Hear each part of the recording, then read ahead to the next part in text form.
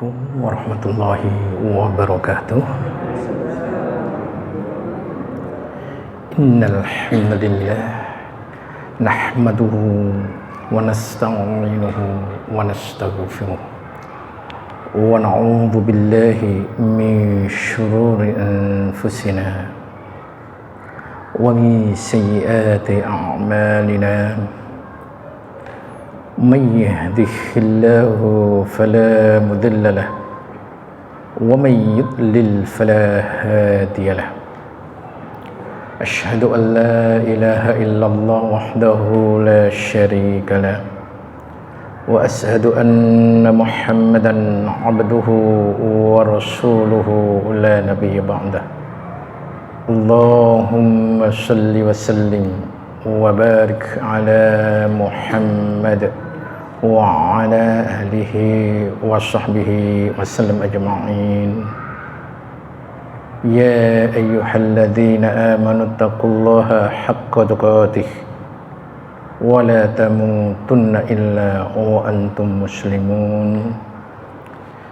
يا أيها الناس اتقوا ربكم الذي خلقكم من نفس واحدة وخلق منها زوجها وبث منهما رجالا كثيرا ونساء واتقوا الله الذي تساءلون به والأرحام إن الله كان عليكم رقيبا. يا أيها الذين آمنوا اتقوا الله وقولوا قولا سديدا يصلح لكم أعمالكم ويغفر لكم ذنوبكم ومن يطع الله ورسوله فقد فاز فوزا عظيما. أما بعد فإن أصدق الحديث كتاب الله وخير الهدي هدي محمد صلى الله عليه وسلم وشر الأمور محدثاتها فإن كل محدثة بدعة وكل بدعة ضلالة وكل ضلالة في النار. Ma'asyiral muslimin rahimahumullah. Mari kita melanjutkan kajian pada hari ini, yakni kitab Syarah Riyadhus Shalihin jilid 1, memasuki hadis ke-64. Hadis ini sangat pendek, namun dampak ketika melakukan ini sungguh sangat besar. Apa itu? Jangan sampai membuat Allah cemburu. Ketika membuat Allah cemburu, maka risikonya adalah bisa menjadi kufur, fasik, dan atau maksiat. Apa faktor yang menyebabkan Allah itu cemburu? Bila Allah dimaksiati. Inilah faktor yang menyebabkan Allah tabaraka wa ta'ala itu cemburu. Jadi bentuk-bentuk kemaksiatan, yakni mengerjakan apa yang dilarang Allah dan seterusnya. Inilah salah satu bentuk kecemburuan Allah tabaraka wa ta'ala. Sehingga wajib kita meninggalkannya. Lantas seperti apa nanti kita meninggalkannya? Apa saja faktor-faktor yang bisa meninggalkan agar kita tidak bermaksiat? Insya Allah nanti kita akan mencoba menguraikan di sini. Hadis ini diriwayatkan oleh muttafaq alaih, yakni Bukhari Muslim. Kemudian kandungan hadis, seorang hamba berkewajiban menjauhi segala bentuk kemaksiatan. Karena kemaksiatan dapat menyebabkan kemurkaan Allah Azza wa Jalla. Ma'asyiral muslimin, apa itu maksiat? Yang membuat Allah murka, yang membuat Allah cemburu yang mengakibatkan dampak yang paling ringan, bisa jadi karena bisa nanti kufur, fasik, dan hal-hal yang lainnya. Baik maksiat, apakah yang disebut dengan maksiat? Karena banyak sekali saudara kita yang belum bisa memahami maksiat dengan benar. Insya Allah jamaah nanti akan mendapatkan jawaban yang sangat apik sekali yang namanya maksiat itu. Ma'asyiral muslimin, tolong bikin segi 4, atas di tengah taat, lurus ke bawah maksiat. Jadi di atas taat, di bawah maksiat. Kemudian sisi kanan sini adalah perintah, sisi kiri larangan. Ini nanti biar definisi maksiat itu betul-betul nampak. Saya ulang, atas tengah taat, lurus bawah maksiat, sebelah kanan perintah, sebelah kiri larangan. Baik, jadi di Islam itu hanya ada perintah, hanya ada larangan. Dan yang menjalankan perintah atau larangan itu hanya ada 2, ketaatan dan maksiat tadi, perintah dan larangan. Baik, kalau taat semua definisi sudah benar. Taat gimana? Perintah dijalankan, kemudian larangan ditinggalkan. Jadi di sini plus, di sini minus. Dan definisi ketaatan ini semuanya sudah benar. Sekarang definisi maksiat ke bawah. Sebelum memulai, kebanyakan orang mendefinisikan maksiat itu baru 50%. Biasanya definisi maksiat gimana? Menjalankan apa yang dilarang Allah. Di sini tadi ini tekan larangan. Jadi kalau namanya maksiat itu mengerjakan apa yang dilarang Allah. Sampai di situ. Padahal ingat, ini tadi baru sisi sebelah kiri, belum sini sebelah kanan. Kanan kalau gitu maksiat gimana? Perintah Allah tidak dikerjakan. Sekali lagi, kebanyakan mendefinisikan maksiat itu larangan dikerjakan. Tapi baru 50%, sebelah sisi kini belum teruraikan. Perintah ditinggalkan. Pertanyaan kecil, perintah ditinggalkan, larangan dikerjakan, inilah definisi maksiat. Pertanyaannya, dosanya besaran mengerjakan larangan atau meninggalkan perintah? Setelah tahu definisi maksiat, larangan dikerjakan, perintah ditinggalkan, dua-duanya maksiat, dosa. Dosanya besaran meninggalkan perintah atau mengerjakan larangan.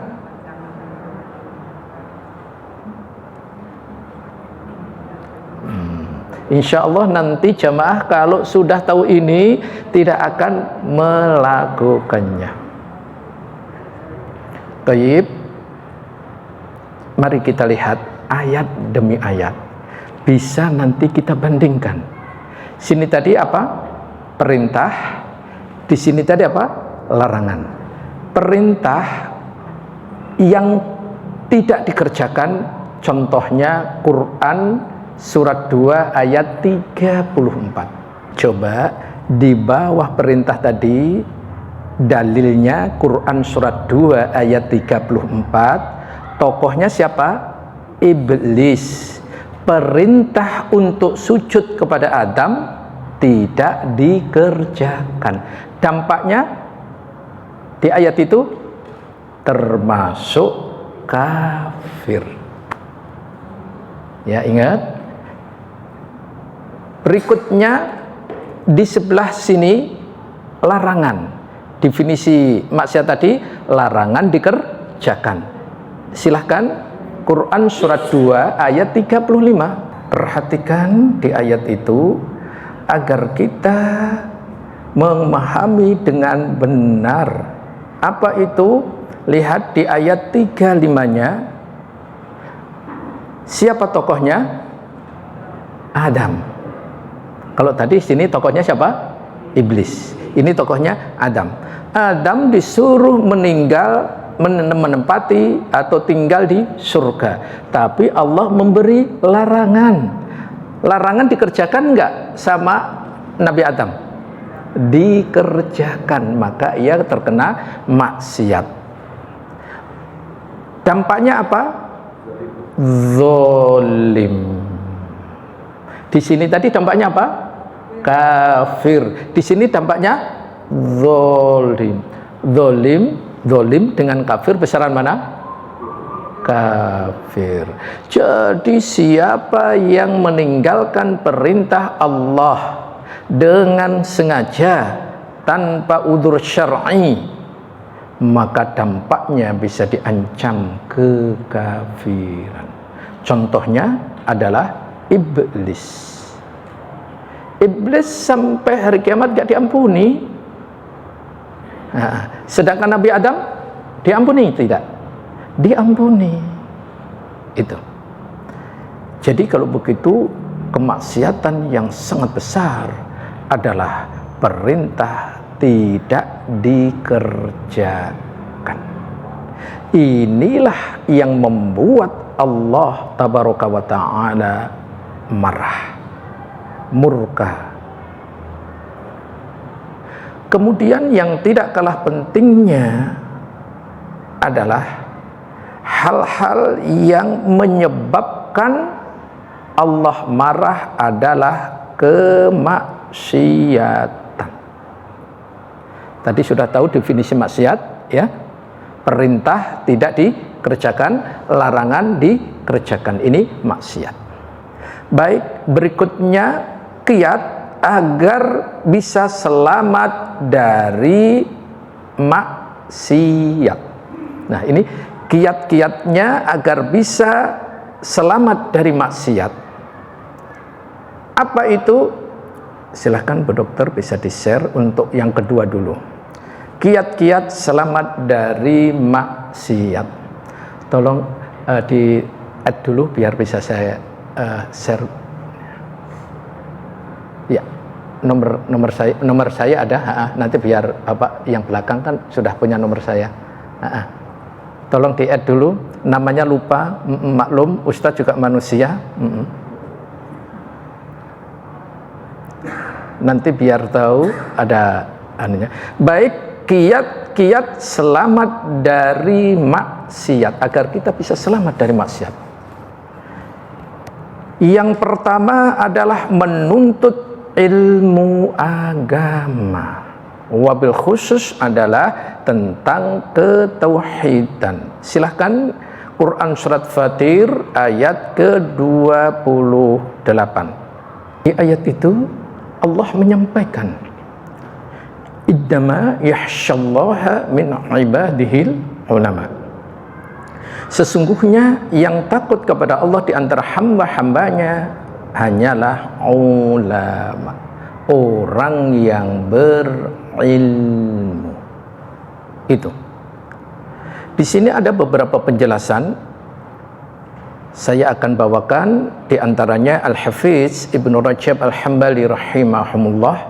Beliau menyampaikan, maka siapa yang lebih berilmu tentang Allah, nama-namanya, sifat-sifatnya, perbuatan-perbuatannya dan hukum-hukumnya, niscaya ia lebih takut dan lebih takwa kepadanya. Hanyalah berkurang takut dan takwa sesuai dengan kekurangan pengenalan terhadap Allah. Fathul Bari, ya, Ibnu Rajab juz 1 halaman 82. Jadi menurut beliau Ibnu Rajab Al-Hambali rahimahumullah, semuanya itu bagaimana ma'rifatullah, mengenal Allah, nama-namanya, sifat-sifatnya, perbuatan-perbuatannya, hukum-hukumnya. Dan itu tidak akan didapatkan kecuali orang ini menuntut ilmu. Itu. Kemudian yang berikutnya, Al-Khalifah Rashid Ali bin Abi Thalib radhiyallahu anhu, beliau menyampaikan, al-ilmu khairum minal mal. Ilmu lebih baik dari harta. Ilmu menjagamu, sedangkan harta engkaulah yang menjaganya. Ilmu bertambah jika diamalkan, sedangkan harta berkurang jika dibelanjakan. Al-Hilyah juz 1 halaman 80. Lihat ilmu yang menjaga kita. Tapi kalau harta, kitalah yang menjaganya. Itu. Kemudian ilmu jika diamalkan bukan berkurang, tapi justru bertambah. Harta kalau dibelanjakan berkurang. Ini. Karena itu ilmu iman seorang hamba kepada Allah Ta'ala semakin kokoh dan tidak mudah terumbang-ambing oleh derasnya subhat dan syahwat.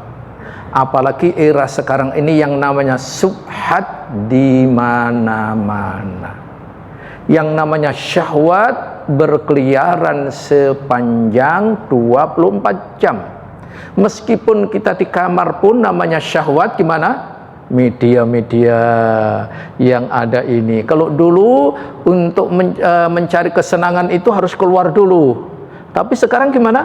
Di dalam kamar pun juga sudah tersedia. Ini. Maka hanya dengan ilmu itulah. Nanti karena orang yang berilmu itu pasti tahu Allah menatap kita. Allah